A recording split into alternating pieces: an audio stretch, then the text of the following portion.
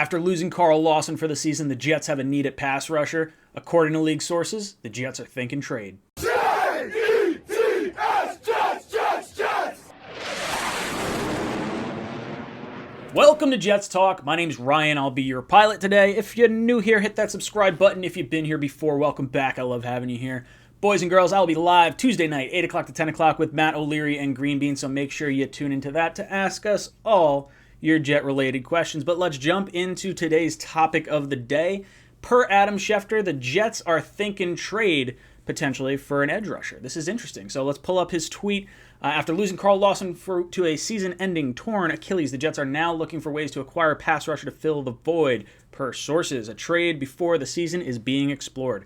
This is really interesting if you're a New York Jet fan, because we asked this when Carl Lawson went down. Could the Jets be thinking this way? And that was before the last preseason game.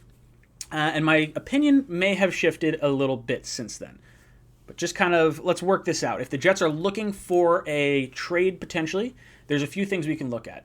If the Jets are thinking trade, that means they think they can compete this year. They're not going to punt on the season because a star player went down. They're going to try and win as many games as possible. I like that. It is different from what we've seen from the Jets over the course of the last few years. So I am excited about that.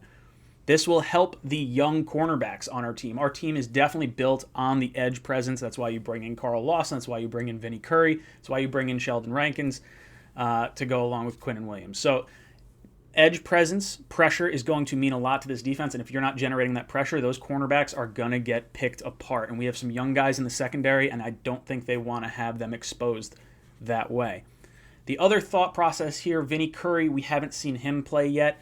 And based on the play we saw from Bryce Huff, I think they feel like they don't have that edge presence, or at least are not as confident in it as they were, obviously, with Carl Lawson out there. So a few things we can look into and a few things we can consider. The Jets have a lot of cap space coming up, and they have a lot of draft picks next season, so they do have the ammo to go out and get a guy. Jets have $19 million in cap space right now to go along with, I believe it's like $60 million in cap space next year. So we have plenty of space to sign a guy and extend him if need be. We do have a lot of draft picks, 2 firsts, 2 seconds, a 3rd and 4th rounder, and I think like 2 5ths and stuff like that. So we do have plenty of draft picks to surround our talent, surround our young quarterback and our team, regardless if we have to give up a pick to go up and get a guy. In terms of trading players, we have some interesting options. The Jets are very deep at interior defensive line. You got Foley Fatukasi, John Franklin Myers, Nathan Shepard. You're not giving up Quinnen Williams. Sheldon Rankins, I don't think, is going anywhere. But you got a few pieces across that defensive line that could be flipped in the event they think they're not going to hold on to all those guys when you have to cut down to the 53-man roster. You do have Jamison Crowder going into the last year of his deal. With Elijah Moore on the roster, you could move on from Jamison Crowder because it seems like it could be a tighter wide receiver room. Barrios has showed out, so I wouldn't mind holding on to him. If you could flip Crowder maybe for an edge rusher, I think that might be an interesting play. We also have Marcus May going into the final year of his deal. He's playing on the franchise tag, so he doesn't have a deal next season unless the Jets want to franchise tag him again. So he is going to be an interesting trade chip for the Jets over the course of this season. Watch for that possibly towards the trade deadline as well. So the Jets have the cap space, we've got the draft picks, and we've got some interesting players that we could, in theory, flip for some players. Now, who could we look at? There's a lot of older edge rushers that I think are going to be hitting the market in the next year or so. Some free agents that are available now. I went into that a little bit about my Carl Lawson video. You can check that out. We're not going to talk about any free agents here. We're going to talk specifically trade. And I got 2 players in mind, one on kind of each end of the spectrum. The popular name that a lot of people are going to be throwing out there is Chandler Jones. Chandler Jones, 6'5", 265 pounds. He's 31 years old, going to be 32. He's in the final year of his contract. It's a 1-year, $15.5 million deal if he is traded. Because the signing bonus does not come over with that. And he has requested a trade. Back in July, it was reported that he was unhappy with the Cardinals, and he's looking for a different situation. Obviously, he's going to try and cash in on one more big contract. Now, he has had double-digit sacks every year since 2014. Aside from last year, he played in about 4 games. He was actually hurt against the Jets. I think he tore his right bicep is what the injury wound up being. And he had to have season-ending surgery, and the recovery time was about 4 months. So he is fully healthy, ready to come back. And this is interesting. This is like an elite top-end edge rusher that you could be getting 2, 3, 4 more productive years, especially when you look at some edge rushers around the league. They tend to have a pretty long shelf life if they know what they're doing. Chandler Jones, we had to go against him in New England. We had the opportunity to draft him. We could bring him back in. Obviously, New York guy going to Syracuse, so one player that I think we could really look at. What would it cost to get him? Now, I already mentioned the contract, 1 year, $15.5 million deal.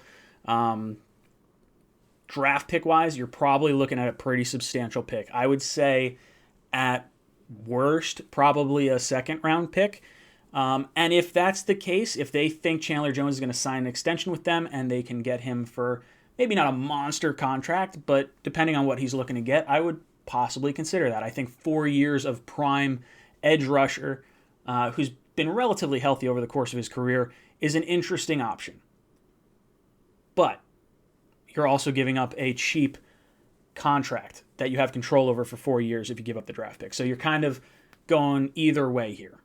Interesting option nonetheless. So I do like Chandler Jones based on what we'd have to give up to get him and what kind of contract we'd be looking at. I don't want a 1 year rental of Chandler Jones. I think that would be a mistake for this kind of team the way we're built right now, unless the Jets are all in on letting him walk and getting a comp pick, which I think would be a mistake. Next up is a player that I think could be a little more realistic for the Jets. He's not as good as Chandler Jones. He's a lot younger and potentially has, the upside to go up that way. And there's a connection to Joe Douglas. So I'm looking at the Philadelphia Eagles and I'm looking at Derek Barnett. Derek Barnett's 6'3", 259 pounds. He is 25 years old. So like I said, he is going into, I believe it's his fifth year, final year of his contract. Technically, he is signed through 2025, but there's a bunch of voidable years on there, basically to stretch out his signing bonus so that way the Eagles could get under the salary cap.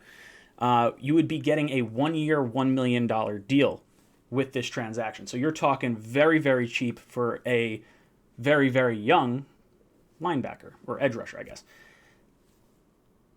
Post June 1st trade for the Eagles, since we're past June 1st anyway, the Eagles would save $1 million in salary cap this year and another $5.4 million next year. The Eagles are slated to have $18 million in salary cap space if they roll over everything from this year. They're actually only at like $3 million next year, depending on what they do with the money they have this year. So cap space-wise, it doesn't seem like the Eagles are going to have the room to make this type of move.